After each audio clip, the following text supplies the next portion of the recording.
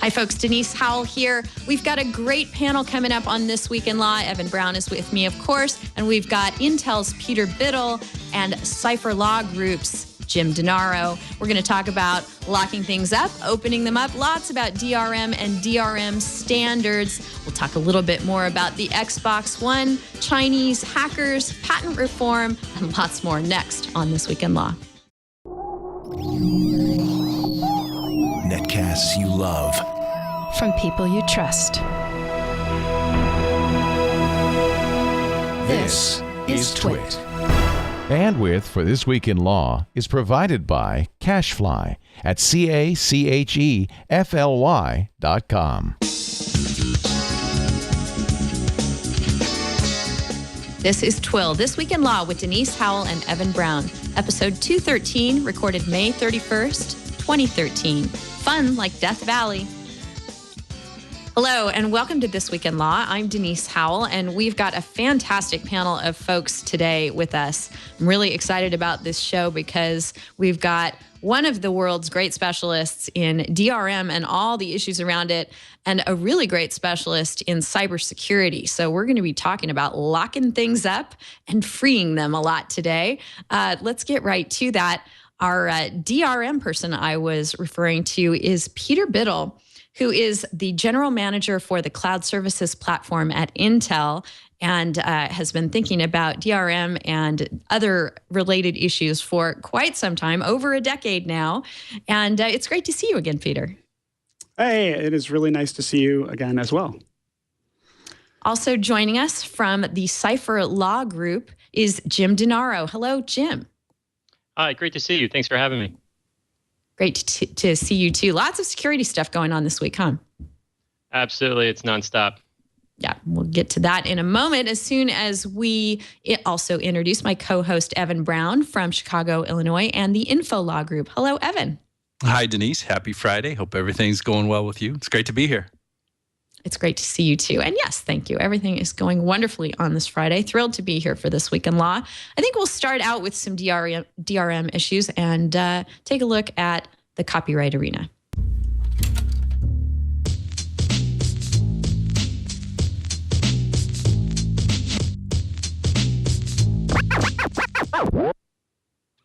So, Peter, you and I first met at a Digital ID World conference in Colorado over a decade ago, very shortly after your Darknet paper came out, I think. Can you tell us a bit about that paper for people who are not familiar with it and its impact?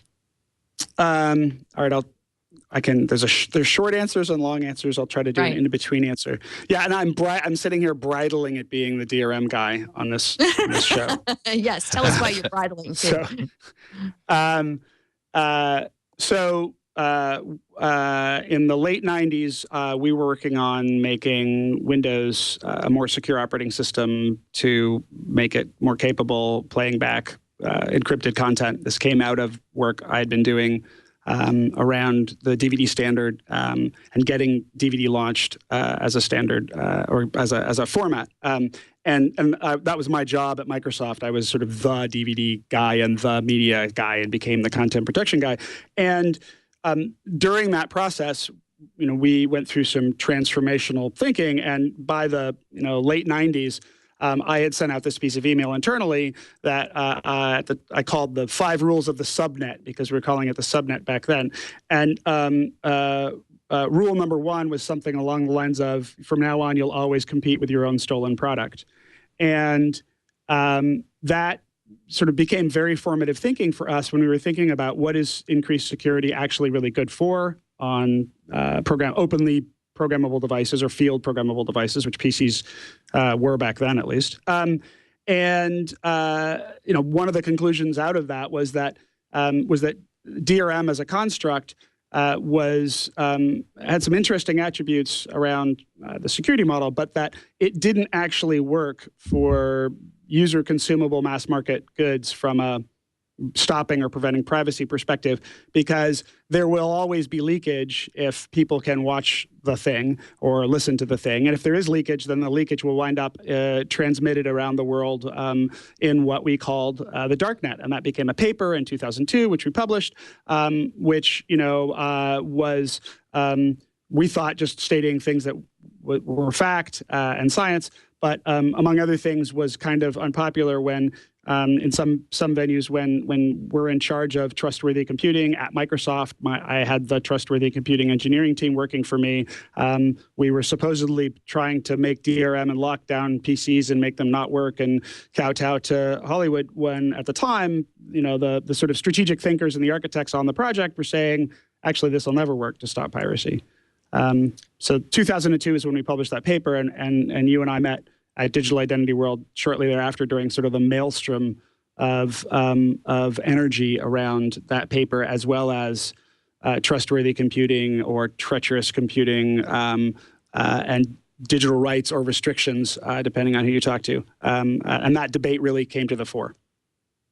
Is it funny to you to look back over the concerns that were floating around about your paper and the points that you made, and the architecture that Microsoft was working on at that point, and look at where computing has gone in the ensuing 10 plus years, and how we've moved now more toward that world where things are more locked down and less accessible by the users, the Apple iPad being a great example.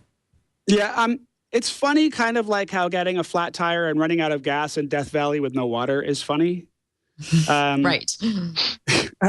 In the sense that, God, if you just let us do what we wanted to do, it would have been so great. How would it have been really different?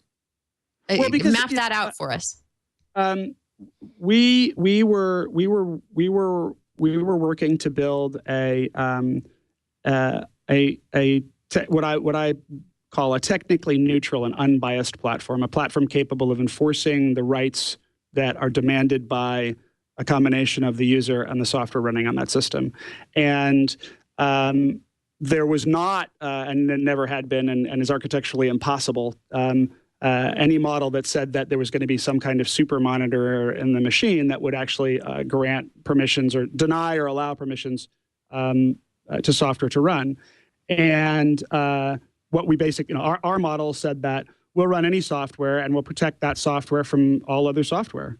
And if you contrast that to sort of, modern walled garden security models and business models and sort of the whole notion of platform lockdown, it's kind of not even apples and oranges. It's like apples and cinder blocks comparison.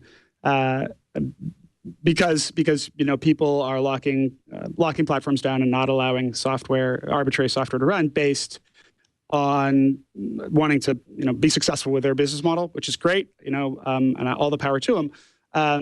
But if we'd gotten something out there and used, and there's lots of reasons that could have failed, just commercial product fails all the time. But if we'd gotten something out there and gotten it used in a sort of general purpose way, it would have meant that things like, Nadeem Kobiesi's, whatever that CryptoCat thing is, could have been way better. Tor could have been way better. Would movie studios have had ways to keep movies from being stolen directly off of your desktop of your PC? Yeah, they would have been more effective. Would they have stopped distribution of stolen content? Absolutely not, because there are all sorts of ways to hack it, including hacking the hardware or just sticking a camera at the screen. And it really would have been pretty, I think, interesting, an alternate future to have had general purpose hardware and general purpose software that was capable of creating a partition that is under control of the software that created it, and that can do anything inside that partition it wants, but is universally protected from everybody, including Microsoft and bad guys and good guys, all at the same time. That would have been a really interesting, different universe. Do you think it's too late at this point for a strategy like that for Microsoft or Apple or somebody else to come along and decide, okay, we've tried all these other models and they're broken in their own way. Let's try what Peter and his team were talking about in 2002? Well, I don't know that there's any commercial incentive to do that for the people who are the incumbents now. If you look at, you look at what Apple wants and what's their business model. Their business model is to have more boots going through more store doors. Basically more people in more stores to buy more hardware. If you look at when Apple has embraced DRM, which they have, and were clearly at one time the world's largest progenitor of DRM. And then when they've turned their back on it, it's been entirely on when it's best for their hardware business model, right? They basically gave up on DRM, or started to walk away from DRM when they had total domination of the iPod market, and when DRM became a liability as opposed to an asset, because they were no longer in a growth business. They were now in a defender business. And the same is true for Microsoft. The same is true for anybody who's playing in the cybersecurity, DRM, content protection, et cetera space. A lot of the stuff that's built into platforms is there because the platform relies on a business model, and that business model either benefits from or does not benefit from tighter restrictions on what users can do on their systems. So, I mean, I don't think that the pendulum is permanently swung more towards walled garden, closed device, console kind of universes. But it certainly is pretty far along that route now. I think that it'll start to pivot back out when enough people get fed up enough with not being able to do stuff.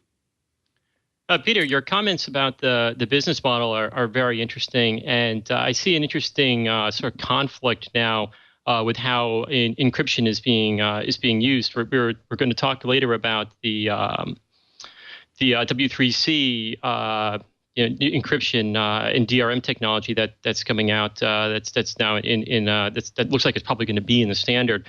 But when you look at how these companies like Google, for example, are using encryption, it's inconsistent. For example, I was posing the question online a few weeks ago.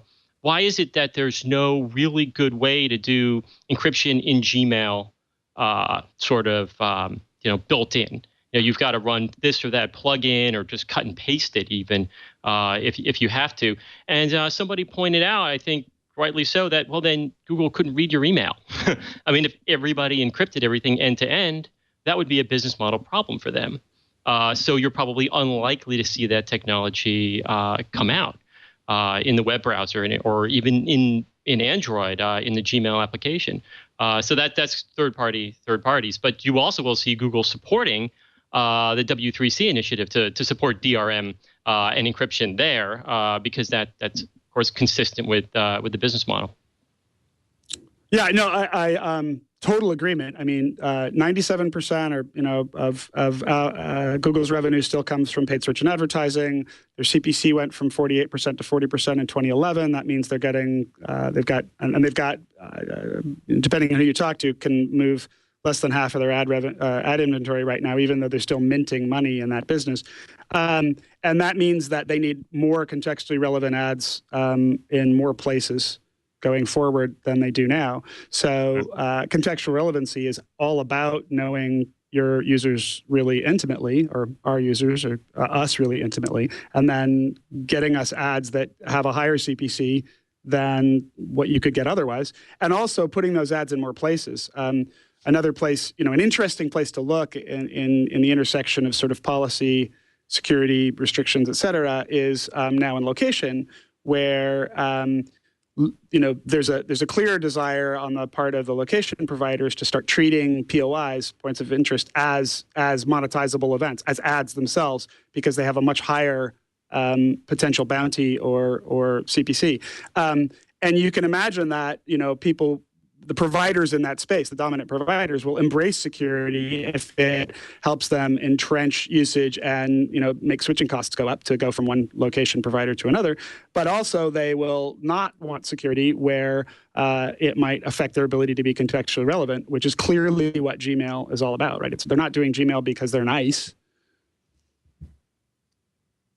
Well, mostly. Let's look at the dark net itself 10 years down the road. There's so much more information, so much more copyrighted material that is available on the web, whether DRM'd or otherwise. How do you think, Peter, the darknet has changed since when you wrote the paper? I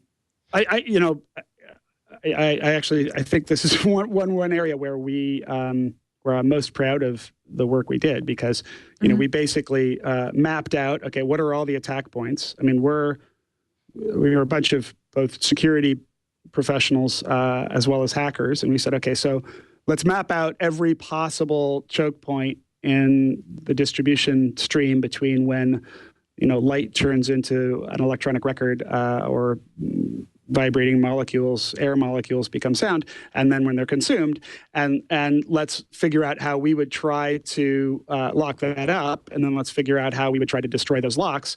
And a lot of things have come. That's the basically what we looked at in the paper has come is what's happened, right? So people have tried to restrict what's on the internet itself.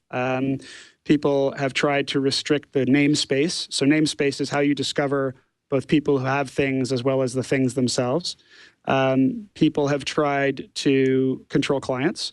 People have tried to shut down clients. People have tried to shut down network access. All of those things are things that have happened since we wrote the paper.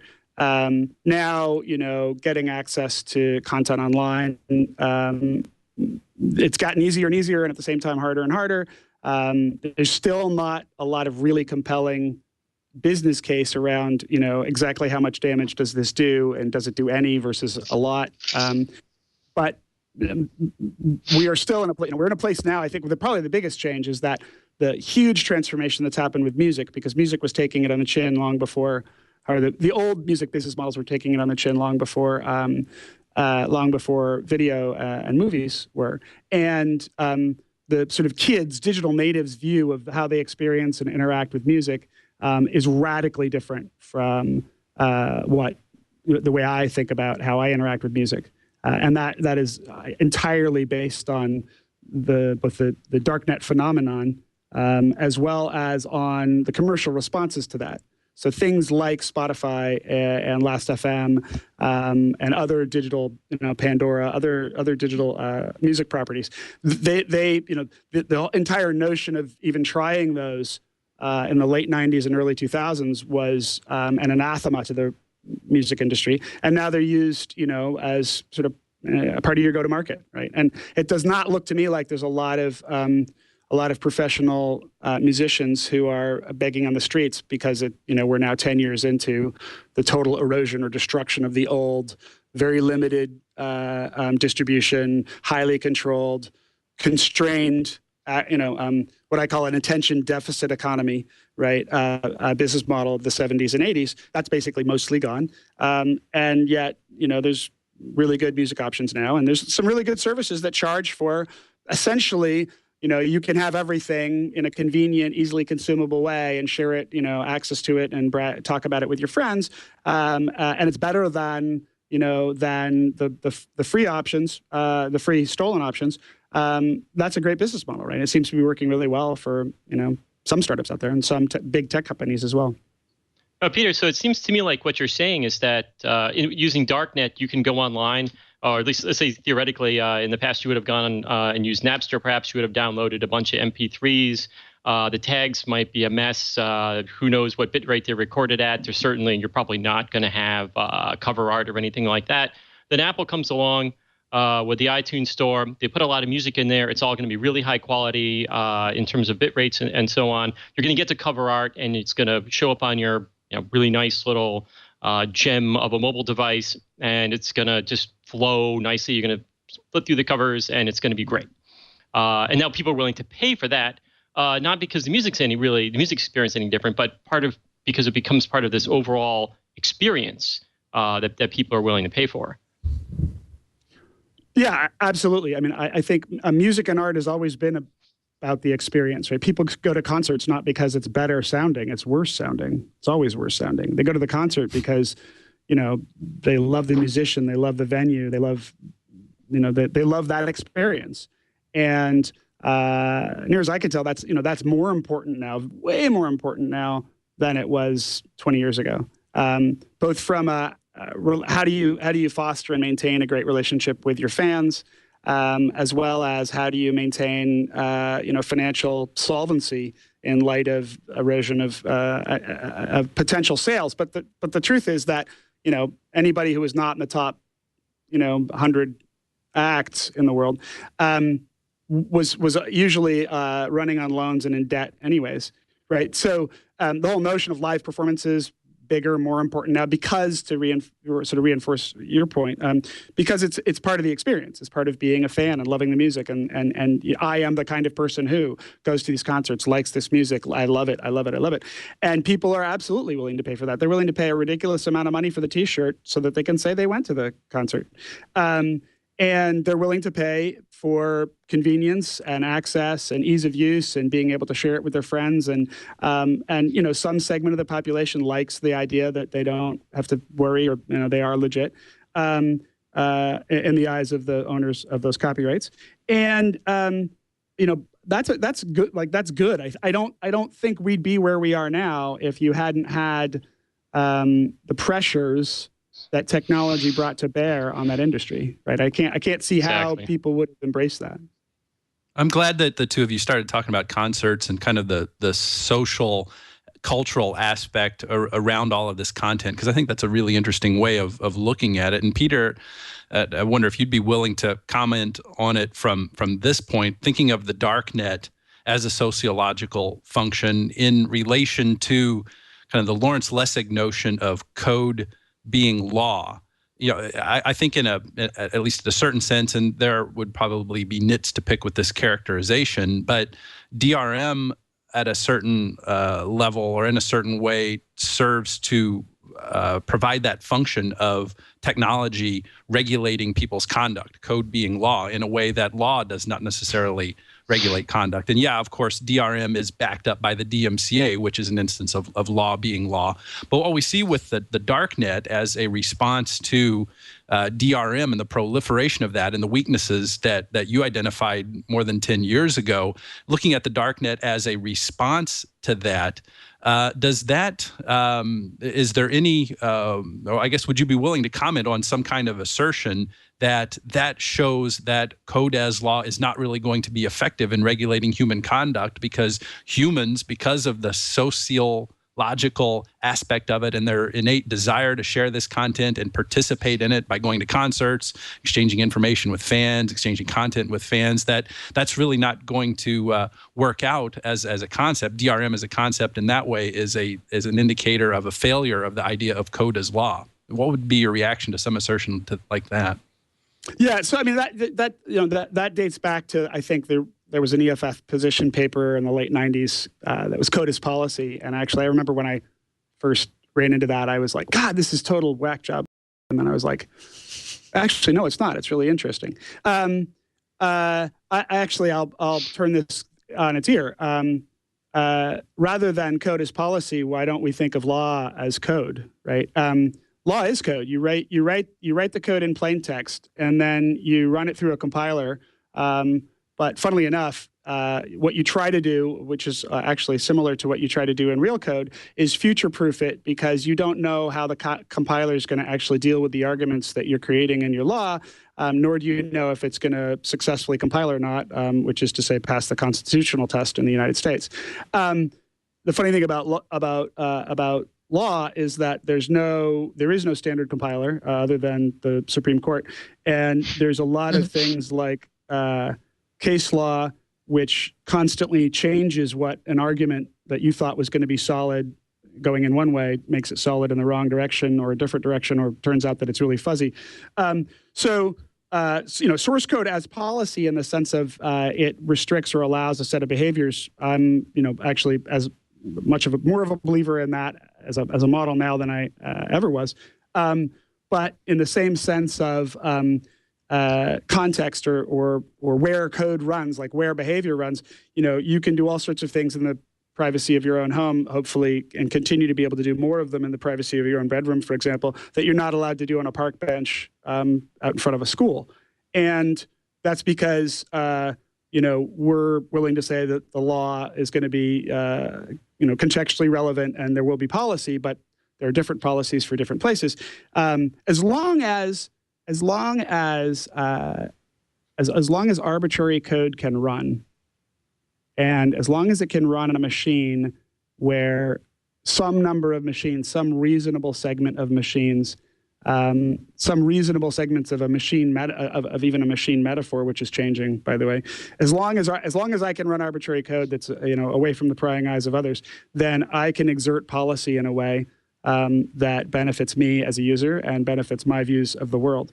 That ceases to be true when, and that's good, right? I exert my own policy just like I exert my own policy in my living room.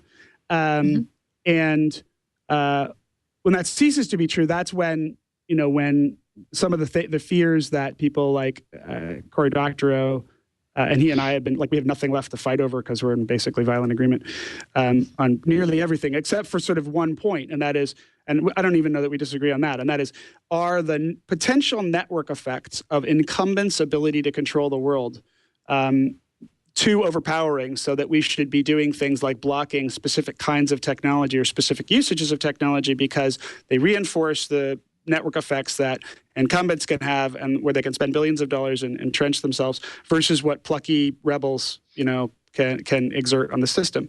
And as long as arbitrary code can run on a lot of machines, I think we're okay. If we get to a world where everything's a console and arbitrary code can't run, and we have no way to interact with the cloud, for example, or with our own property without it being filtered, spied on, or otherwise analyzed, that's the potential for abuse there, and the network effects of the incumbents being able to sort of dictate what happens, that gets a lot scarier. We're not there, and I'm a huge supporter of making sure we don't ever get there. Well, Peter, it seems to me that the risk of us getting there is increasing rapidly. I mean, if you look at the way bootloaders are locked down on Android, and the fact that most people don't know how to root a device or wouldn't have an interest in doing it, even if they could. And obviously, Apple very locked down, even more so with respect to content, probably than Android is. And given the fact that the business models of these companies, with probably Microsoft being the big exception, being far less locked down than the other two, at least at this point. Yep. Irony. Kelly's gone. He said that's funny and it's ironic. Oh. Definitely. But I'm not that familiar with the Windows App Store, so I can't really speak to that. But it seems like that the business is going to drive that. I mean, it's really becoming increasingly all about control, and that's where a lot of the value seems to be derived on the platforms, and not leaving it open. Yeah, I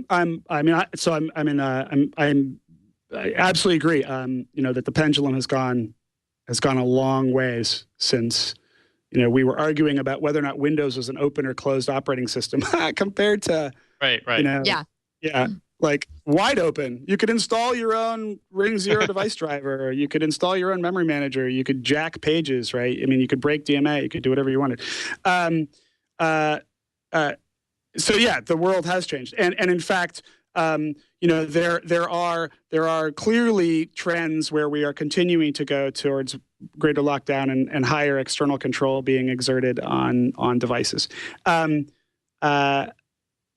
a few really interesting linchpins. One of the Darknet authors, Paul England, sent me a piece of email after I did a talk called "The Darknet and the Future of Everything" at Gov 2.0, his concern, which I've been thinking a lot about, is if we successfully get to a national ID registration policy, which basically, among other things, says that you have to be an authenticated, validated user by the government or by somebody in order to use the internet, that combined with platform control becomes a very, the ability to restrict behavior or cordon off or monitor behavior is far stronger, right?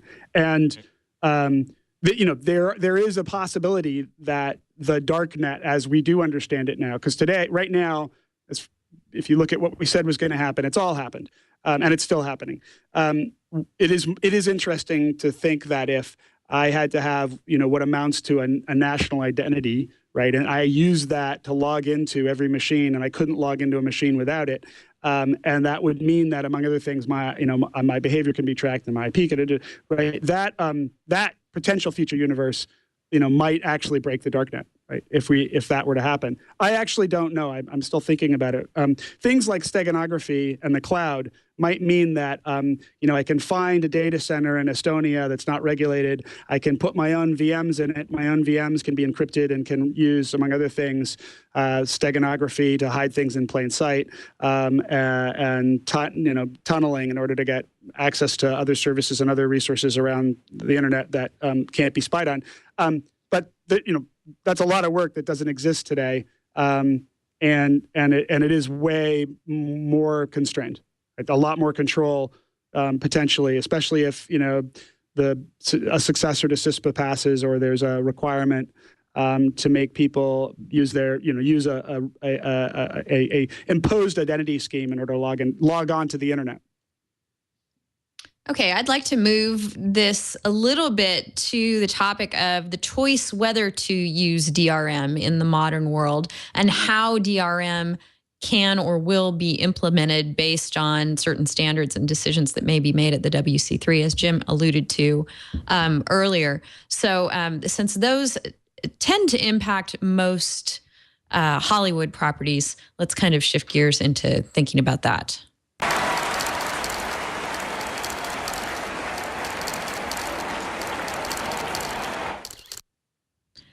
So one thing that has, let me back up for a second. We were talking about Apple as being among the most locked down systems out there today, but they were also, getting back to the music point, one of the first to chuck DRM entirely for the commercial MP3s that they were selling. So there is a kind of a conflict there that exists between locking down certain aspects of your business model and deciding that letting things be free is the best business decision in another context. And I'm wondering, I think that every content holder today faces this decision. Peter, you recently said in your interview with Ars Technica about the darknet and your paper 10 years on. Actually, it wasn't that recent. I guess it was last year. But you were talking about Game of Thrones and the fact that it's easier for you as a paying HBO subscriber to forego HBO Go because it has its own problems with bandwidth and availability, that we all experience with streaming. It's not 100% reliable wherever you are. To be able to go to the darknet, download the show that that you've already paid your fees for to HBO and anyone else who's in that chain. And that's just the way you go. That's the way you roll. But not everyone is Peter Biddle. Not everyone, is willing to install a BitTorrent client and take that step. So a lot, I think, of rank and file America are willing to say, well, it's available to me. I've paid for it. And yeah, the streaming kind of sucks, but sometime it'll work and I'll be able to watch the show even if I missed it when it aired. So I'm thinking of DRM, and I think that content owners probably think of it as a speed bump, that, it's going to deter a sufficient amount of people that we should continue using it and finding creative ways to implement it. And I think that's what the Associated Press tried to do when it decided, okay, we're going to have this licensing scenario where we're going to be able to work with bloggers and make sure that they're licensing things that they're using from news-related content. This was called Newsright, and it was announced. And then, as reported recently, nothing happened with it. And in fact, it is entirely shut down. Their whole DRM arrangement for this news content, who's to say that they've actually abandoned it? The AP issued a press release saying, these properties are going to go to other parties and we're not going to administer it anymore. So it may come back in some other form. But there was a DRM universe that someone thought was a good idea and then abandoned. I think that this happens over and over as content owners struggle with this. And I'm wondering, Peter, where you think we are with that decision-making process. What do you think the future of DRM is? So Future of DRM. If everybody in the value chain, or the majority of the people in the value chain, were happy with stopping at speed bumps, it would, like, maybe, you can come to some good compromises if everybody was happy with stopping at speed bumps. But in my experience, people frequently aren't, right. If you can solve the speed bumps, then you're looking at, okay, what can we fix next? What's broken for our business model that we want to fix, that we want to use a combination of technology and policy in order to fix going forward. I think that I definitely think that there is clearly a driving, there's energy in getting DRM deeper into, or more standardized and out in the universe. For example, with the W3C stuff. On closed platforms, the whole notion of DRM is like, it's kind of the whole platform is restrictive, right? So the idea of, just getting movies onto an iPad is a non-trivial thing for a lot of users, including me. When it's not part of sort of the iTunes, like getting out there via iTunes. So I think we'll see. We'll continue. Like clearly, this battle, there have been battles. There is still an entire war to wage around how what happens on to the user controlled field programmable device. And DRM is an attempt to curtail the ability of field, users to do field programming of their own device, and thus exert control over what happens on that device. And right now we're still okay, right? As it relates to the balance, I think clearly you can make $1 quadrillion in a console-based walled garden. There's nearly a dozen of them, and you can still make you can still connect your. You own the root, you own access, and you can get access to basically most or everything with an open or a Windows or Linux PC today. It'll be interesting. I think, go back to what are the main things people are going to go after. They're going to try to shut down the namespaces. So they're doing that. They're going after things like shutting down Pirate Bay and, sending the FBI and New Zealand police into mansions in New Zealand. They're going to try to control what flows over the wires. They're going to try to shut off access by infringing devices or households or nodes, and ultimately they're gonna try to restrict access to anything that would let you potentially sort of work outside the margins, and that's happening all over the place right now. It's happening in major U.S. and international law. It's happening in the way operating systems are built. It's happening in the way systems are designed and built. It's happening in a bunch of places. That's gonna keep happening.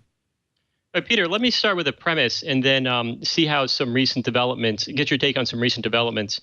So as I see it, DRM is mostly useful for slowing down the spread of the spread of illegal copying of whatever the material happens to be, movies, MP3s, and so on. I think. Copyright owners are willing to accept there will be a certain amount of loss, and some people will copy. But as long as it's made sufficiently challenging, then that's okay. As long as you've got to go into some less convenient form, maybe you go onto BitTorrent, you got to find the files, and then of course your IP is exposed to the public at that point, and occasionally, especially in the context of porn. People do get sued in federal court for those downloads. So there's a risk that you might not want to take in getting this content through these other channels. So maybe that's enough. But the interesting recent development that we've seen is happening on to the news groups, a forum that you mentioned in your I think you mentioned in your Gov 2.0 LA talk. It used to be that, and this is getting some more press in the blogs as well over the last few months. It used to be on Usenet that everyone could just upload anything they want to the binaries, and everyone could download everything. It usually had high speed, and this was a very popular forum for all kinds of content.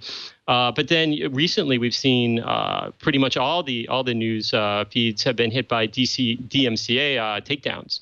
And it seems to me that the reason why that's happened is this media, this format for exchanging copyrighted material has just gotten too popular. And it actually started to pose a threat. It wasn't just a few people anymore. It became too easy. They're just the news clients are just too sophisticated. And then now that brought the attention of the copyright owners. And now apparently they've essentially, from what I understand, essentially automated the process of doing DMCA takedowns in that form. Yeah. We talk about. Sorry, go ahead. Answer, Peter. But then I want to inject a new topic here. That's essentially a namespace attack, right? That's making it harder for me to find the bits rather than attacking the bits themselves in a way. Although Usenet is essentially a kind of slow, weird, replicating bit distribution network.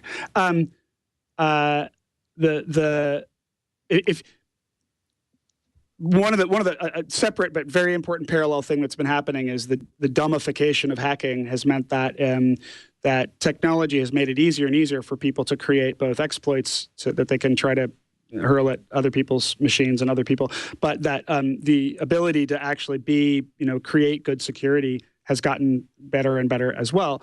And taking that as an example, the whole the notion of being able to use a combination of a bunch of strung together, free box.net accounts with encrypted files and hidden using steganography or just encryption, and then you could do with the same thing that Usenet does that way. But what people are going to try to do is make it hard to discover. I want to get back to what the point at the beginning of what you said, and that is that DRM is for blah, right? A lot of the what I am seeing and know about happening in the case of people watching pirated content is people watching theatrical films before the films are released in the theater, streamed from sites in Brazil, as an example, or in Russia. That's happening a lot, and the ability to shut down that namespace is only as good as your ability to destroy search, right? Because they change the IP addresses, they prop up a site. It's the same site that was up and got taken down yesterday, only it's different with a different name and a different IP address. It's got links to all of the movies that are in the theaters. They're all jigglies shot, by people who went to a studio, a press screening, or saw it in a country that it's opened in when it's not in your country, and you can watch it that way. I know people who there are people out there who this is how they watch movies, and that's really hard. That's really hard to shut down. You can shut it down. If you keep me from getting to anything but a whitelisted set of URLs, for example, on my device, you could shut that down. But you'd need to break the link between search and search's indexing of the web and content in order to actually destroy, for example, that model. Okay, the topic I wanted to interject here before we get to the WC3 and other things is Minecraft. Minecraft is less than 2 years old. It is now a $240 million company. And it is a company that has gotten to there by taking a completely different approach to modifications and hacking of the game than all the walled garden console kind of universes have ever taken.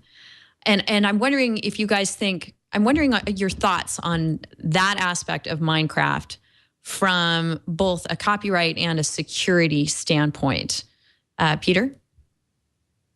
Yeah, I've been tracking and poking around and playing with Minecraft since I think it was in browser only alpha or beta, and it's really cool. I think that what getting back to the earlier excellent comment about experience, what Minecraft is like, it's Legos, right? It's Legos for the digital native generations, and as such, that's why it is an experience. It is experiential. It is a way for you to interact with and play with your friends.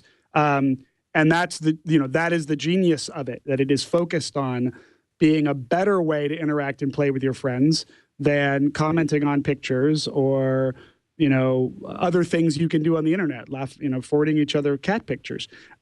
The notion of this it being this sort of, this is in some ways what, God, what was that? It's still up. The Linden Labs thing. Now I'm forgotten the name of it. Second Life. Second Life. Thank you. Right. Yes. It's what Second Life We had to should rack have our been, brains for that one on the last show, I think. Yeah. So I think it's what Second Life, it's like Second Life 3.0. It's what it should have been. And there's a lot of kids. Like it is very common for me to see at least one comment about somebody's, 15-year or younger kid being in Minecraft a day on my Facebook wall. I mean, they are there all the time. That, actually, rather than spend a lot of time thinking about how you could prevent a 14-year-old kid from stealing a TV show they're not watching because they're playing Minecraft, you might want to think about what about Minecraft is so compelling to a 14-year-old kid, and how can I take my position in entertainment and media and tap into being able to, put the ad model or ad dollars or compete in that space, right? Because Minecraft is giving them a better way to experience each other and experience the world than a TV show. Right. I'm sure there are versions of Minecraft that are being pirated, that there are people out there who do not pay their $25 for that version that lives on your computer. But I've got to think that it's not impacting Minecraft, that Mojang, that they are, getting enough of their initial license fees and then creating this open world, as the parent of one of those avid consumers of all things Minecraft. The universe they have fostered by permitting these mods and giving developer packs that let people decompile and recompile to their heart's content and, create however many alternate versions of Minecraft that the human imagination can support. And they're all out there available to be found. It's very, very compelling. I mean, the kids just love to say, okay, do you have this mod? Do you have this mod? Have you played on this server? It's this crazy, viral, incredibly appealing universe for them. And it's all because Mojang has said, here's our stuff, play with it as you would like. And I do think that model needs to be having an impact. People need to be looking at that and going, that's really compelling. The thing that is interesting to me about it from a security standpoint, Jim, is the complete lack of security. People are just, here's the thing I made. Here you go. Download it. Here's how you install it. There's just, no way to really know what you're getting in that kind of an arrangement. But it doesn't really seem to have slowed things down. Well, not until you hear about some interesting exploits that are being launched through Minecraft and people are playing at work. That would be fun, right? But yeah, I mean, obviously, the more open things get, the more the security issues come into play. That's just the traditional trade-off, access versus security. So they make it more open and let people do things that may create some risk. I mean, that's sort of what happened with a file format that seemed fairly innocent, Adobe PDF. You can look at a file. It seems fairly inert. I'm just looking at a document. In the original versions, you couldn't even really you couldn't edit it even. It's just, that was it, right? Right. And now that's one of the most popular ways of distributing your exploit is through an infected PDF file, because they've added so much, in an effort to, keep adding value as part of the business model of getting people to buy the next version and keep upgrading. More features are added, becomes more open, more extensible, and that with that comes that risk. All right. Well, until people start following the Minecraft model, DRM is definitely a thing that will be part of our lives. The WC3 seems to be recognizing that because it is working with developers like Netflix who want an HTML5 standard for DRM. This is causing some hand-wringing among folks at the EFF and others. But it seems fairly inevitable. Peter, what's your take on this? So I've been trying to get up in arms about it, and I'm having a hard time getting up in arms about this one. I think that it's so much has happened. Okay, so what's happening, right? Today, you can watch DRM protected content in like Netflix on Firefox on a browser because Firefox allows Netflix to put the components that they need in order to in order to comply with their DRM requirements that are imposed on them, or they negotiate with the content owners inside that browser. And I feel kind of like we're saying, like what we're looking at right now is like it's like 100 meters of distance, and we're arguing about the last half meter. Whether or not there's simply a standardized way to say this browser in concert with this web page support interfaces that let there be a black box inside the computing experience that is not under control of anyone but whoever put the black box there, wrote the black box, or created the content. Oh, and by the way, that's happening on hundreds of millions of browsers today already. We're just standardizing it. I absolutely get that, but the whole premise of the web has been around this idea that there aren't that open source software says that you have to be able to build a competitive, technologically competitive alternative that doesn't require that you kowtow to whoever it is that owns that IP and that black box. But I guess where I am, and I'd love to hear from you guys, is like, okay, so let's do a thought exercise. It passes tomorrow, 5 years from now.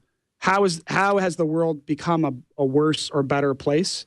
People will still be using, Firefox to watch Netflix if they're still around and that still works. People will be doing Hulu and HBO Go, and those are all still going to be true. I'll still, there's nothing in there that says that I won't be able to go to other web pages, other pirate web pages. Like there's nothing about it that's monitoring or that prevents me from getting content of unknown provenance, aka stolen. How is the world really changed 5 years from now if that happens? I haven't figured. If you guys has it. Well, Peter, let me add an interesting parameter, which I don't know if that's been really fully explored yet.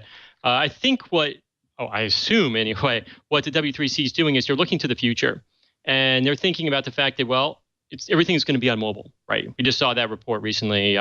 Desktop sales are, really doing very poorly right now. Mobile sales are up. It's Android, it's Apple. And the point is that on the mobile, you can do DRM using an app. And you can run Netflix app on your mobile device, and you can get DRM protected content streamed to you that way. But that's using a proprietary app. And the point is, especially if you're to the WC, I mean, to the average user, maybe the average user just doesn't care. But at least from the W3C's point of view, and their interest in staying relevant, I think they want to take the position that no, you don't have to use a proprietary app in order to get this DRM protected content. We're going to provide a means through this community standard for you to accomplish that same goal. So I think, in a sense, and given how important the ability is to stream media, especially protected media, to mobile devices, and the great demand for that. And you look at what percentage of bandwidth in the United States is consumed by Netflix on a daily basis. I forget what's the number. It's a huge number, right? But given the importance of that, I think the W3C needs to be able to support this. In order to stay relevant. And then more to the thought experiment, I don't see how it's different, because if W3C does not do this, then people will still get DRM protected content. It'll just be through a proprietary app instead of through a web browser or through some other more standards-based channel. Is one better than the other? Who knows? Maybe the apps are actually better. Maybe the apps will have more functionality than you would through a web browser. Who knows? So, you've convinced me. Right? So I've been trying to get upset about it, and I've been ambivalent. And you've just convinced me that this is one of those things where it's awesome that we have this polarizing debate. That's very good, but a lot of goodness comes out of compromise. And I think I, based on what you just said, Jim, would say that the notion of being able to ensure that HTML5 and web pages and web apps are competitive with the experiences people get via proprietary apps that live and are distributed by and beholden to walled gardens, that is totally worth having to stop, or that is totally worth the compromise of saying that, you know, we're going to bend a little bit on our ethical or moral or philosophical position around whether or not the web is truly open, because what we're admitting is that you know, the web is great at a bunch of different things, and one of the things it sounds like we want to do is ensure that it continues to be great at distributing content that is currently being distributed under the exact same kind of technological model, but into an environment where choice already comes pre-reduced, right? And so, yeah, okay, I've now, right now, until somebody convinces me otherwise, I actually am now a supporter. I think that I'm going to have to differ with the EFF on this one and say that I think that ensuring that I can have a great experience with content that would otherwise only be available, might only be available or might be best in a proprietary app in a closed environment on an open environment on an open web browser, that's worth it. I guess one of the concerns is that, and I think market forces would deal with this, is that somebody might choose under this standard to say, okay, we're going to make our DRM'd material available via the web, but in order to access it, you're going to have a particular kind of device or hardware to make that happen. And I have a hard time thinking that a lot of content rights holders would shoot themselves in the foot that way. I think they want to be as many places as they can. Yeah, I agree with you completely on that. I'd be shocked if you know, anyone was trying to restrict it. But you know, you could imagine a world where there's a tie-in. You know, where some Sony, just to pick a name, they have a lot of content. They may say, you know, we're partnering up with Apple, and only iOS is going to be able to see this stuff. That could happen. That would certainly be a bad result. But that could happen. That could happen now. I mean, as it is, you know, there's limited availability of certain apps on certain platforms. You can't always run everything everywhere. So I'm not sure that that's any different. They could just not have an Apple app or vice versa. For me, I think the bigger issue with the DRM and HTML5 is the risk that it could be used in a way that impairs the fair use of copyrighted material. For example, right now, you know, you see an interesting article, let's say on the Wall Street Journal page. You know, they're already behind a paywall, so they're a good example. You know, they might want to use some DRM built in that's convenient and not heavyweight, where they don't have to, you know, have a special app. You can just see their site, but now you can't cut and paste, because they've managed to use some DRM controls. And that would really be inconvenient, because you'd say, this is a great story. I want to just at least send the headline to my friend. Maybe you can send the headline, but what about the first paragraph? I'd like to send this to my friend with a link to it. Maybe you can't. That would really, I think people would really be up in arms, I think, at that point, because that's the kind of sharing that everyone thinks is okay, and you are legally entitled to do. You're not, you know, extending a copy of a movie to someone. That, to me, is the larger risk if this is adopted in wide use. So to the example you were talking about earlier with the AP.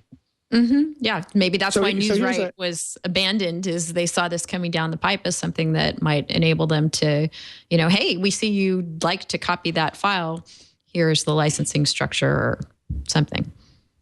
So, so here's a thought exercise, a legal thought exercise. What if we made a simple but dramatic change to copyright law, and we said that from now on, when your content is born, you have a choice.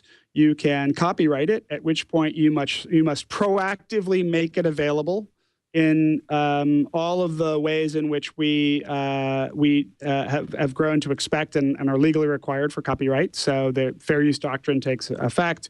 Accessibility, people with disabilities, the ability of libraries to have copies, all of those you have got to actually make happen, not just say you might begrudgingly not sue.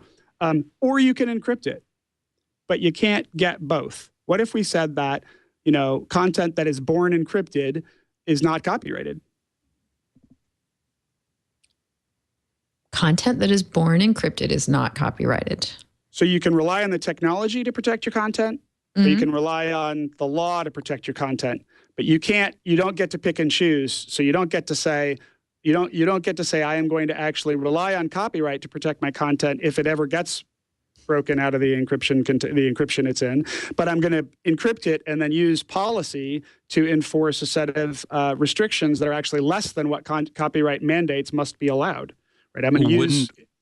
Yeah. It seems like the content owners would then insist, something very contrary to what a lot of people want today. A lot of people want the provisions, the anti-circumvention provisions weakened, Section 1201, Section 1202 weakened.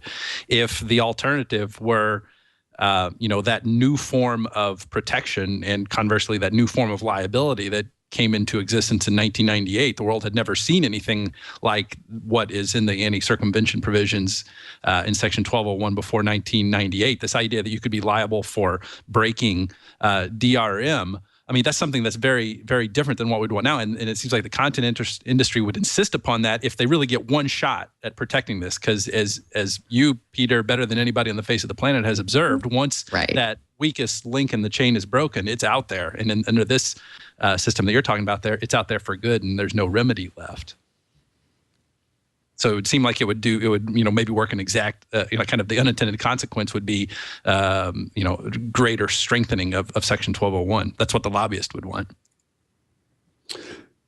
Yeah, actually, I think that's I think you might be right. I think that an unintended, or depending on your perspective, intended consequence would be that people retake a look at just how much encryption do they actually want to use, and how much does their business model rely on restricted access to information versus a more forward-looking view, because copyright actually has a lot of attributes to it that are good, right? There is some good there's some good law there. I think that the reason I've been thinking about it this way is that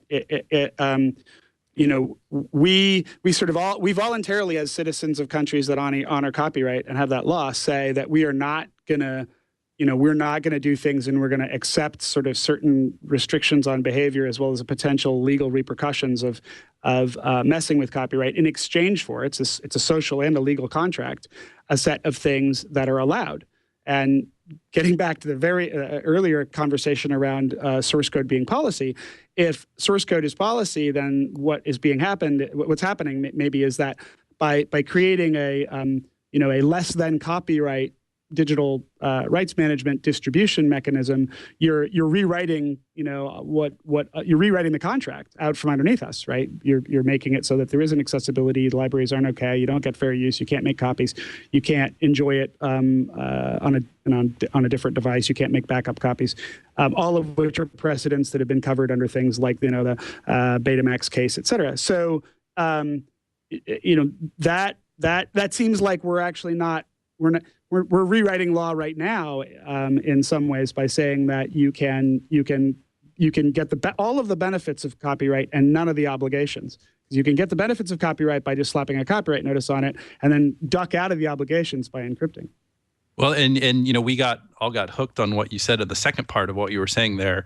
If it ain't encrypted, it ain't copyrighted. And then the first part of what you said, I like that, and that's where I kind of thought you were going with all this to kind of take us back to the pre-January 1, 1978 copyright system, where you don't have a copyright interest to enforce unless you undertake certain formalities and affirmatively register the work with the Copyright Office. I think there might be some problems with some international treaties at this point to take United States copyright back to that under the 1909 Act, that kind of system there. But it seems like it would make good public policy sense that if the copyright interest means so much to you, then you ought to be able to do something to ensure that those rights are there, rather than the terminology you're using, Peter, which is apt. You don't even have to slap a copyright notice on it. You can just create it, release it, and then run away from all those obligations of being a copyright owner, until the day that you want to enforce those, whether it be through infringement or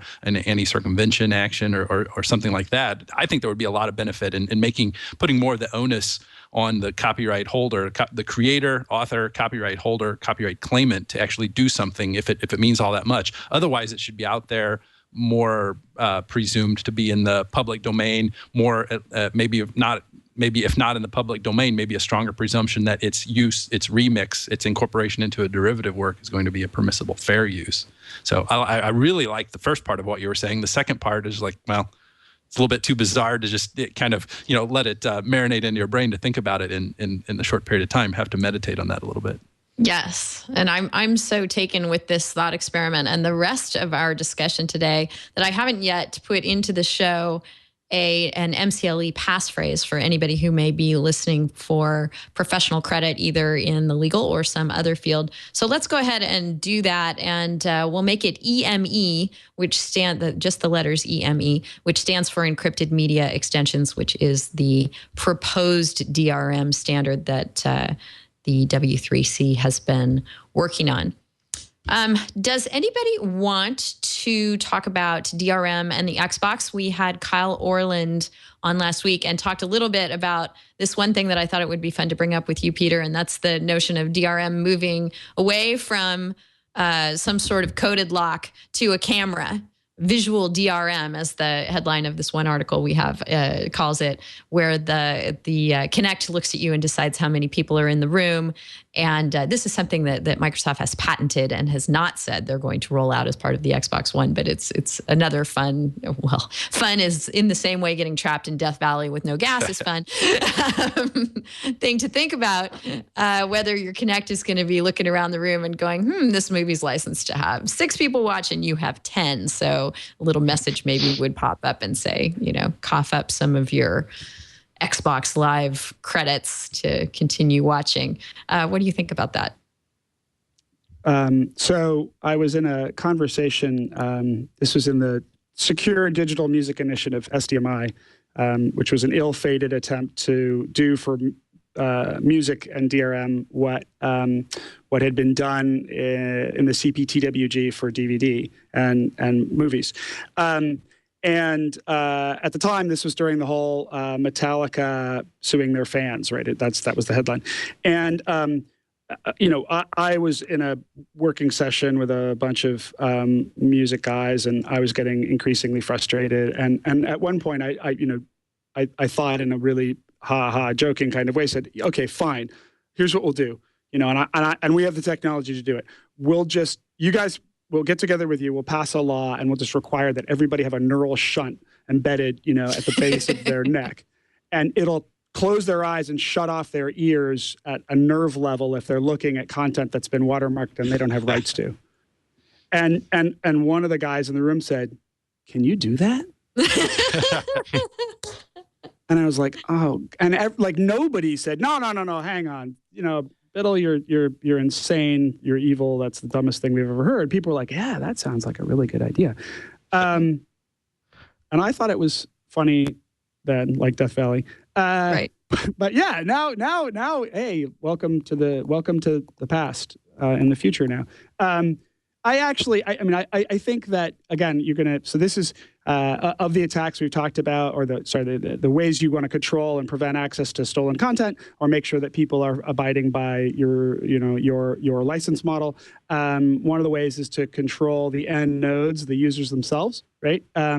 And typically we've done this with law, but here we have technology helping us out potentially. It's not that much different, Frank, really, than tracking IP addresses and saying this person's downloading a lot of stuff from BitTorrent, we're going to shut off their IP address. You're just it feels more personal and more icky and more kind of weird, but it's actually in a lot of ways, I think, quite similar. I think that again, as long as there's ways to have experiences and interact with things that are outside of that kind of space, I can make a choice between, do I like it better inside or outside? I mean, I'm an Xbox Live subscriber. I will admit that I haven't been on Xbox Live because in probably 6 months. I was doing a lot of Guild Wars 2, which, by the way, has a model where you buy the game and then they don't charge you for later.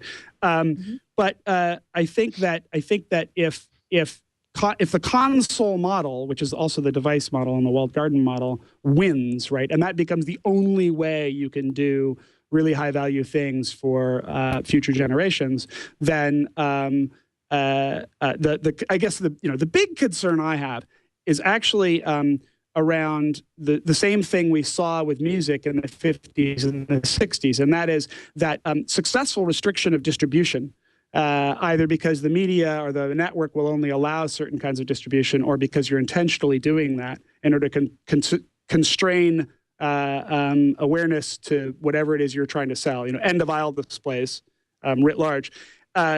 If people are able to do that, then it ultimately absolutely reduces the competitiveness of one artistic work to generate revenue from someone else, right? So that one of the beauties of the internet today is that we're all competing for delighting the same eyeballs and the same ear holes, and we're trying a bunch of different ways to do that. If we get back to a place where there's only a few means to get to those eyeballs and ear holes, you wind up with a lot of derivative works, right? Because people only want to do the thing that was just like the last thing that was successful.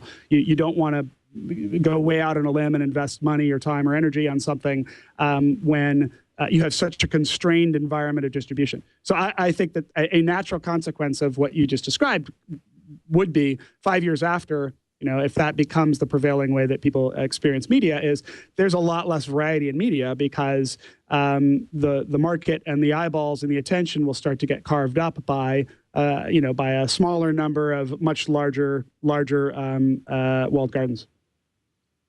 So, Evan, last week we were talking about Big Brother having the screen on the wall that could watch you, but you're not so concerned about this particular application of the screen watching you being a privacy violation. Well, I mean, sure, it's at a general level, it's alarming, and certainly if it were used to do some really granular surveillance of users, I would just caution us to be articulate when we're describing what our concern is here, rather than just thinking of Connect's ability to ensure that the number of licensed users has been exceeded, rather than just flying off the handle and thinking that's the worst thing to ever happen to society. Let's just compare that really to an honest answer as to the question of how many people are you going to have in the room. If you tell Microsoft we're going to have 10 people in the room, okay, Microsoft knows you have 10 people in the room. And if what all that Connect is doing is just evaluating or ascertaining the number of people in the room, that doesn't seem like a big deal. But if it goes any further than that, kind of like, just in the news today, if the IRS wants to ask questions about what a 501c3 is, what its mission and all that stuff is about generally, that's okay. When it gets down to asking pro-life groups, what are the content of your prayers, there's a bounds that needs to be obeyed and not crossed in order for surveillance, government, the party with the power doing too much to invade the space, the province of the users. So I really kind of went down a rabbit hole on that, I recognize. But just kind of recognizing at a fundamental level, the ability to do this, I don't think that in and of itself makes it a privacy violation. We've got to look at what the more nuanced uses of it are. Well, don't we have just a basic terms of use contract type of issue here? I mean, if you buy the Xbox, it's going to come with whatever the agreement is. And maybe it says that the thing's going to watch you 24/7, and it's going to know all kinds of stuff about you, and it's going to just have a live feed back to Microsoft. I'd say they're just watching you all the time. Doesn't have to be on, right? And they could do that, and you might or might not want to buy it based on your knowledge of that. I mean, if you didn't know that was going to happen, that might be a little bit of a problem. But to the extent, you look at the back of the box maybe, and it says, we are watching you. Say, great, sure. That's fine, because your content is so amazing. I'm willing to put up with that. But I think there reaches a point where, as a society, you might say, no, it's not worth it anymore. Either maybe someone else has better content, you go to some other platform, some other console, or you just skip it and do it some other way entirely, or you put a piece of tape over the thing, whatever it happens to be. I think that's the kind of thing that sort of sorts itself out in the end. Perhaps I'm a little more concerned about situations where it relates to an industry standard, perhaps. that people have to use. I mean, for example, if the MP3 format required that it turn on the microphone when it was playing the music somehow, that would be a problem because that's the way music has to be distributed effectively. The Xbox just doesn't rise to that level. I think we get into like a kind of gray area when we start talking about things like the App Store or the Android Play Store, because there, it's not, I mean, you could switch between platforms, but there really are only two. And it's getting to be a little bit more interesting where the switching costs are high enough that you're not just going to flop back and forth every time you hear about some bad policy. And you already see some peculiar controls coming in. Like, for example, I know on the App Store, on the Apple iTunes Store, there are some serious limitations on the transferability of applications. Once you buy an app, you can't just transfer it to your friend, can you? I mean, I don't know. I mean, it seems like you just can't do anything you want with whatever you buy or license. I think there's another piece to this, and that is that increasingly we have no idea who else is listening in, and this as a security concern is actually something that I think is really interesting, because I think it's going to get it's already actually I think significantly worse than we're giving it credit for, and it's going to get even worse. And that is that there are things, it sounds paranoid watching us, right? But there are all the time, and in many cases they are just, that's how the network works. In other cases, they're adversarial, either because they are criminal or legal, and they're about knowing. They really are. They're like an infinitely scalar wiretap. And again, it sounds kind of crazy, but here's an interesting thing. So I know what I believe is a fact, but I won't give you any information to prove why, because I can't. And that is that there's a standing policy to not allow NSA employees to have any network-connected device turned on from when they leave their houses to when they get to Fort Meade, or the fort. And the reason for that is that there's a concern that the Chinese have actually broken into more than one cell tower in the greater Beltway area. And that would mean that because they have rooted the cell towers, which, by the way, there was a legal case around Huawei being in those cell towers and there being connections between Huawei and the Chinese government. That means that they can actually, through heuristics and basically social network graphing, figure out where every NSA employee lives by just tracking their serial numbers and phone numbers as they hop across cell towers. And so this is a concern that our own intelligence agencies are worried about because of the adversarial notion that it represents in a cybersecurity threat. My experience, having worked in cybersecurity and having shipped cybersecurity products and partnering really closely with three-letter agencies and trying to solve problems that they face from a cybersecurity and warfare perspective, is that anything like that is it's an interesting and potentially scalar adversarial attack on network assets or people or computers or computing devices. Anything that you see in that kind of space now, you'll see in the mass market, shortly thereafter. And so what does that mean? Well, that means that if we have things that are permanently turned on, we have to trust that to your earlier point, right? Okay, so it's my relationship with Microsoft, and I have to trust Microsoft, and maybe that's good enough for me. But what if Microsoft had a security hole in there they didn't know about, and that meant that a bunch of other people could be on there too? Or what if they're broadcasting across a network and they're doing it in an unsecured way? What if they've got a presidential letter that says that they have to be giving raw dumps of all of those video feeds to the NSA, just like there are presidential letters for the telco networks and a bunch of other networks already? What if, right? It's right. It would, how do I agree to that contract when I actually don't know who's on the line? Right. And I've always thought that the Kinect, it's marketed for home and consumer use, but that it is far superior to anything that's used for teleconferencing in the business arena. So, assuming Microsoft ever got on board with that idea and started marketing a commercially, industrially facing product along those lines, then your problem, Peter, would come right into play and would be, something that we wanted to get to and talk about today. This report of the Chinese government getting into defense contractor networks and copying plans for various aircraft and other things. We talked about this a few shows ago. There was a report from someone called Mandiant, security researchers who found, reported in detail on how this was happening. And now there is the Defense Science Board, a senior advisory group made up of government and civilian experts, finding the same thing. So, yeah, this is just another, I'm sure the Chinese would love to have a Connect in every conference room, don't you think, Jim? Yeah, and I think the suspicion is that a lot more network infiltration is going on than is really commonly known. And this circles back to what Peter was saying, that that you don't know who's on the line, and I think that is increasingly the case. And we repeatedly get stories of this system being breached or that system being breached. In this case, it was particularly serious because of the national security implications of the technology that was being exfiltrated, presumably back to China.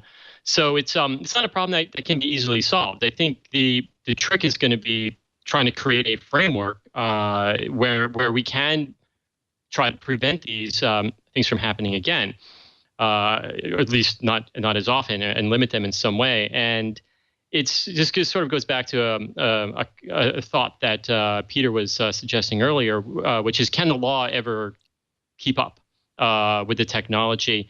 And I think in the information security space, the risk is most certainly that the law cannot.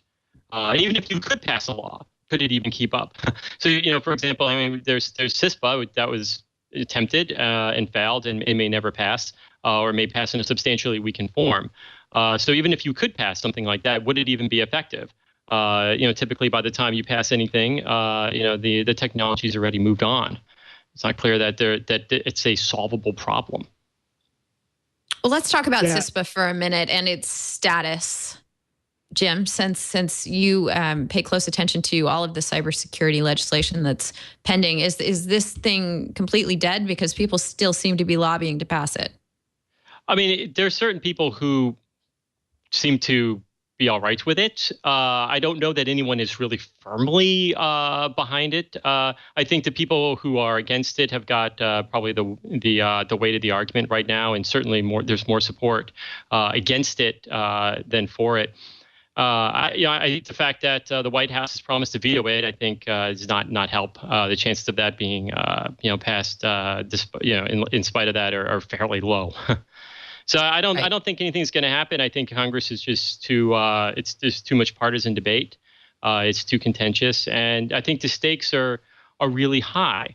I think it'd be very challenging to draft legislation that really provides enough information sharing to be effective in helping secure networks, while not trampling on various important civil liberties. I mean, we see time and time again that in the United States, we would rather be less secure than have more government intrusion. After the bombings in Boston, I haven't heard of bomb detectors being distributed at every public event now. I think we're willing to take that risk in exchange. And right now, that balance is still that's still the balance, I think, in the information security space. But perhaps over time that will change. We'll have to see. Okay, thanks for that update. Let's kind of begin to bring the show in for a landing here with a couple of other topics, both sort of policy oriented, one on the patent front. So let's go there first.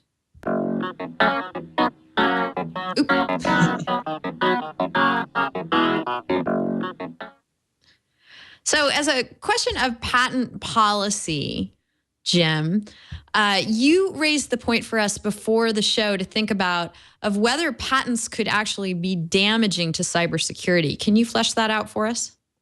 Right. So the idea is that patents provide the patent owner with an exclusive right to do whatever it is that's claimed in the patent, and sometimes that those claims might be directed to doing something that's relevant to information security, and there actually are some pretty well-known patents out there that cover doing really basic security techniques, such as HTTPS, SSL plus RC4.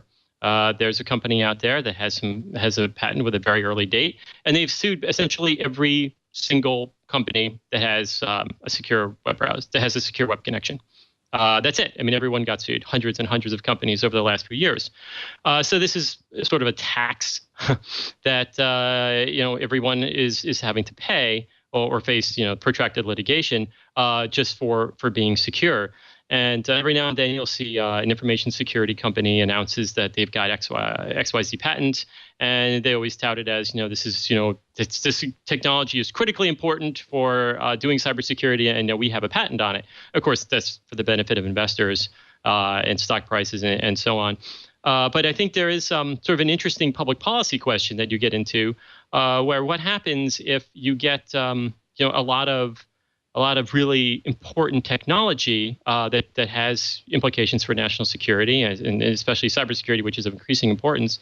And you sort of lock that up and either require payments of fees or you keep it exclusive. I mean, if you're a company that's selling products in this space, you might want to say, no, you can only get this from us. I think there's sort of an inherent tension there between the public need for the technology and the sort of American way, which is that everyone should be free to monetize their intellectual capital. So how do you think that this would play out, guys? Assuming that there is this threat to cybersecurity from the fact that patents are easily and readily granted, do you think, Peter, that we would see the NSA begin lobbying and taking steps in favor of patent reform? I'll have to. I don't know. I'll have to think about that one. We're doing our best to blow up everybody's head today. I like that. Yeah. I think that the NSA and other three-letter agencies are there's a constant tension for them between needing to essentially invade personal liberties in order to sort of do the business of keeping the country secure, and at the same time needing access to technology to prevent other people from doing exactly what they want to do with technology to them, right? And this is why some of the best defensive security thinking in the world is in places like the NSA and GCHQ/CESG in the UK, because these people have been under adversarial attack, aggressive, incredibly well-funded adversarial attack on open computing networks as well as closed computing networks, wire gap copper networks for a decade. I mean, it's been like increasingly war footing for a long time, much longer than really anybody gives it public credit for. And most of the time, in my experience with those guys, they are very pragmatic about, look, we really need, job one is to make sure that our defenses are not destroyed, not job 1.1 or job 2 might be we need a way to create, get intel on other people and other things.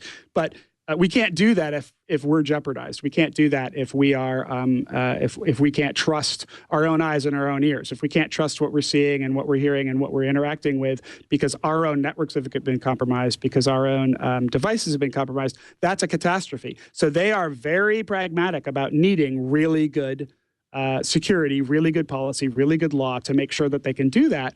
And contrary to sort of the way things were in past decades, they're much more open to the idea that that the industry is actually quite good at creating robust security solutions. In fact, better security solutions than if you just let a few scientists come up with something that costs a lot of money and is sort of a custom security thingy that is only available to the intelligence community. They'd much rather use commercial off-the-shelf software and commercial off-the-shelf products that can be used in a highly secure way. So I think, from that perspective, anything that increases the chances that they will have robust, highly secure infrastructure in the future is going to be what they're going to be doubling down on.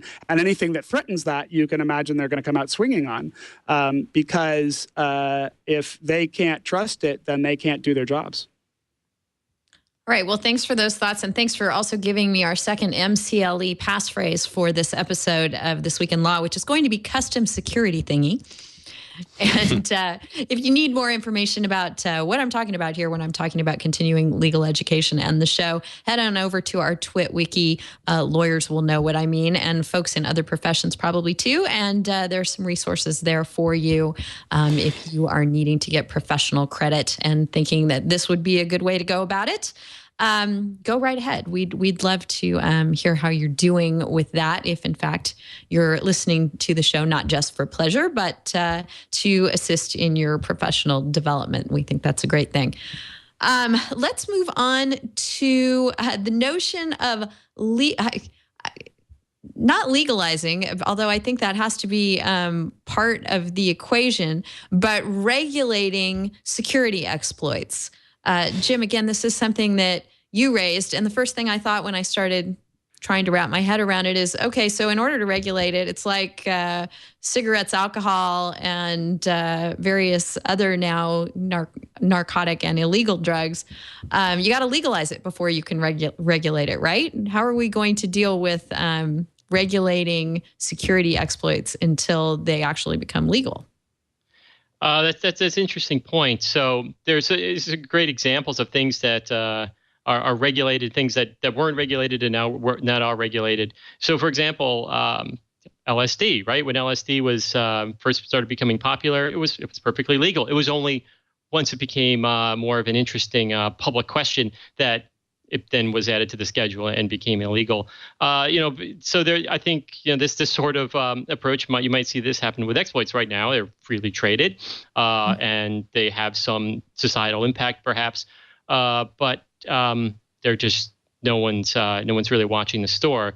And I think all we are is one good exploit sale away from some regulation of this. There are lots of other things that have sort of perhaps a significant impact on national security are regulated. Arms control, cryptography, for example. You can't export just any kind of crypto device you might have. You need to get a license for that. And you could see the same thing happening for exploits. I mean, let's say right now, if you could do it, you could find a flaw in, let's say, the Chrome web browser, and write an exploit that takes advantage of that, and then use that to gain access to any arbitrary third party out there on the internet that happens to be running that Chrome browser. And this is the way a lot of these intrusions happen. This is the way a lot of confidential information is being exfiltrated from our systems. So what's going to happen is someone in the U.S. will inevitably figure out an exploit, and they will sell it to some middle person, whoever that happens to be, and it'll end up in the hands of some, let's say, a distasteful adversary to the U.S., and it'll be used to some negative effect in the U.S. Maybe some harm will come to somebody personally as a result of that, or it might just be a financial crime, or some great state secret will be stolen. And as a result of that, I think there will be some more federal attention on this practice that's been going on in sort of a gray black market mostly, and then there will be regulation of that type of sale, of that type of information, which is essentially what it is. All right. Well, go ahead. I think causing exploits to go deeper underground would be a catastrophe. I think that if you look at what has happened to the Windows operating system and to Microsoft, having started out in a position in the late 90s, and then as attacks became scalar, and as we saw sort of the last of the great worms, and like in oh God, I can't remember the name of them now. Some of the true worms, which are kind of now very hard to actually do it all. It's been a long time since we've seen a real, node hopping worm or Trojan, and the attack landscape has changed. If you go back and you say, okay, so Microsoft used to like really suck at security, and we knew that, right? I was at Microsoft at the time. Microsoft got really freaking good at security because Microsoft was getting, the crap beaten out of it constantly, and the technology needed to improve. And I would actually say, of all the people you could be looking to get security right, do it well, and has a clear, not just financial incentive, but deeply ingrained culture now to do right by and a good job with security. It's Microsoft. Some of the best security researchers in the world, phenomenal security response organization, extremely smart security programmers and designers and architects. That happened because here's this globally distributed, hundreds of millions of units operating system that had all these holes in it. All these bad guys start pounding on the holes. Microsoft has to respond, and got better and better and better. And I would hate for us to be in a place where the only people who had access to the exploits are, nation states or the mob or well-funded criminals, because in that world, I kind of feel like the potential damage is even greater, right? Because you constrain access, the fixes don't get fixed. The fundamental shifts in computing that need to happen to make the fixes, to make the exploits less effective don't happen, and we become more vulnerable.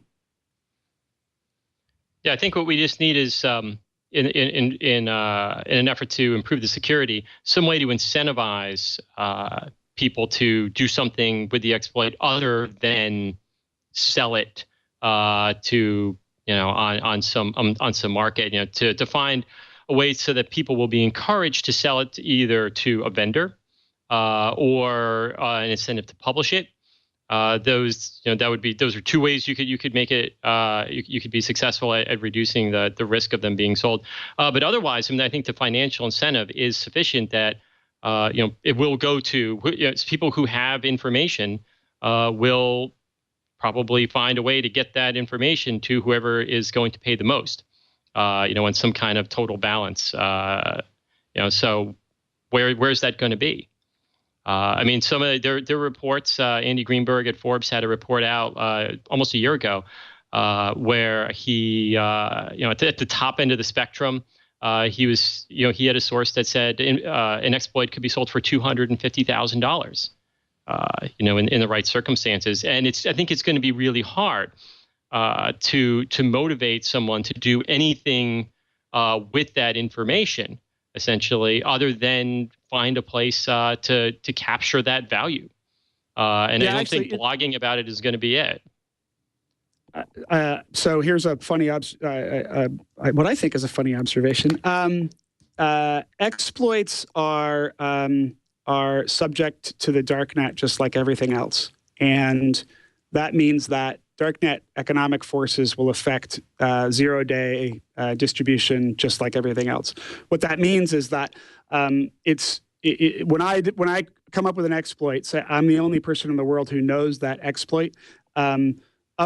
Up until I sell it to one other person, it has extraordinary value.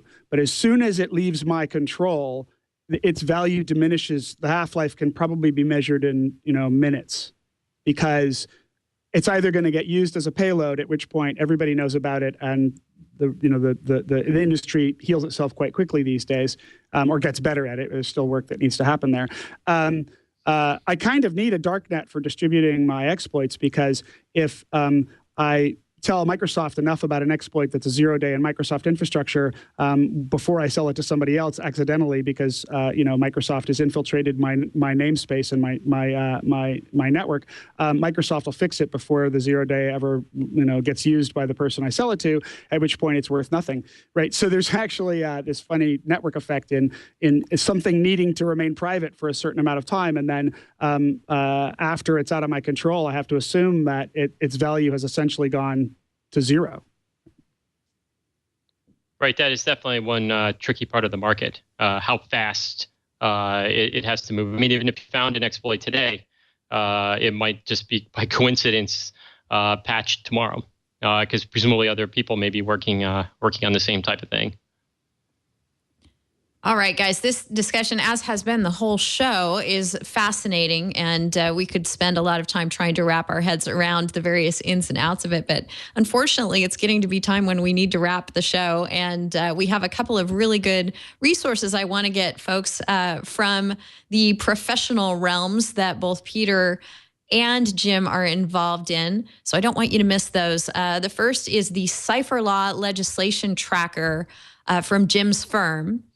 And it's a cybersecurity legislation tracker, excuse me. And, if you have questions about whatever did happen to CISPA and what's its status and what else is pending out there, there's this wonderful chronological tracker on their website at cipherlawgroup.com/legislation that has all the laws that are pending or have been pending recently and their current status. So it's a really nice resource. Thanks for getting that out there for us to use, Jim.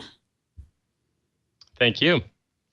And then also over at Intel, I don't think this is Peter's group involved in this, but it's a pretty interesting initiative that Intel Labs folks seem to be partnering up with a lot of other people on something called WeTheData.org, which aims to be a hub of all the folks thinking about big data and all the data about us that is out there and how and who is using it. So it's a great resource and discussion hub on those issues. Peter, are you familiar with this? Oh, yeah. I think that is out of IXR, Genevieve Bell's organization, and I work with those guys actually really closely, although I wasn't involved in the creation of that site. I think that this is very much part of our view that technical bias is bad and that neutral technology is good. And that's true around data as well as hardware as well as software.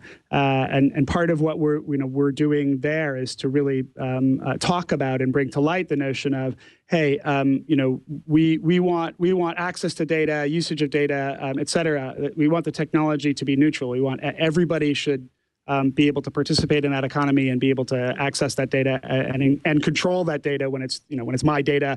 I want to be able to make sure that I'm aware of where that data goes and who might use it and how I'm exposed, and I may or may not want to be exposed. So I think it's cool, and I think you're going to see a lot more around our thinking in this kind of space going forward around, we really like a world in which there are a lot of different choices in platforms and software and services and hardware and devices. And we think a key part of some of those choices ought to be that the technology is neutral. It does whatever the user or the person on that machine wants it to do, it's going to do, and it's going to do well. And we really like a world where that remains, an attribute of at least some of the systems that are available in the mainstream. The Y section of the We the Data site leads with a quote from CNET that says 92% of children under the age of 2 in the U.S. already have an online profile. So yes, the data question affects all of us and will affect not just our generation, but the ones to come. So it's great that you guys have done this and are coordinating a nice conversational and thought leader hub around this, Peter. We don't really have a tip of the week this week. We have more of one of our loyal listeners and Twitter tipsters, Totally Fried, who wondered why we haven't done a whole show on cat bearding yet. So we thought instead of a tip, we're just going to show you a nice cat bearding image at the end of the show today and muse about the fact that perhaps if your own cats are showing up in cat bearding images or the felines that perhaps they should be giving some consideration to their privacy, IP, and publicity rights in the process. So ending on kind of a high and more levity-laden note than some of our topics today. But I've really appreciated the chance to work through all of these with you guys. It's been a really, really interesting show. Peter, great to talk to you again after all this time. Yeah, it was fun. Thanks for having me on. Our very great pleasure. Do you want to tell us, Peter, folks know where they can find you? I think we've got your Twitter handle up there on the video screen. Obsessed, spelled in a very elite way for anyone who is listening and not watching the show. Anything else you want to plug before we go ahead and wrap up today? No, it was great. It was great being on. Thanks very much. Keep fighting the good fight. Thank you. You too. And Jim, great to meet you too. I've been following you on Twitter. You have great thoughts and insights there and in general, and it's fun to get the chance to talk to you. Hey, thanks for having me on. It's been a real pleasure. And Evan, great to hang out with you as always on a Friday. My Friday's not complete without it. Hey, same here. I got to admit, I got to go take an aspirin after this. I mean, I know. This has to be one of the most, erudite conversations we've had on the show. So this was really great. Really enjoyed talking to you, Peter. Nice to meet you, Jim. So yeah, lots of fun. Thanks, Denise. Yes, and thank you for all your erudition too, Evan. And folks, when we're not on the air struggling to be erudite, we are, tweeting at our accounts. Evan is at Internet Cases. I'm at D Howell. We have a Google Plus page for the show and a Facebook page where we post up topics and guests and get your take on what we should be talking about. We get lots of input from folks in those arenas. We'd like to get yours too. If you're listening live, that means you joined us starting at 11 a.m. Pacific, 1800 UTC, which is when we do the show every Friday. If you can't listen live, do check us out on iTunes, YouTube. Our show page is twit.tv/twill, has the entire archive of shows going back into the Paleolithic era when we began this. We're just thrilled that you've joined us today. We hope that you, the audience, have enjoyed it as much as we have being participants here. It's been a really, really fun discussion. And we'll have another one, we hope, next Friday. We hope you join us then. Until then, take care.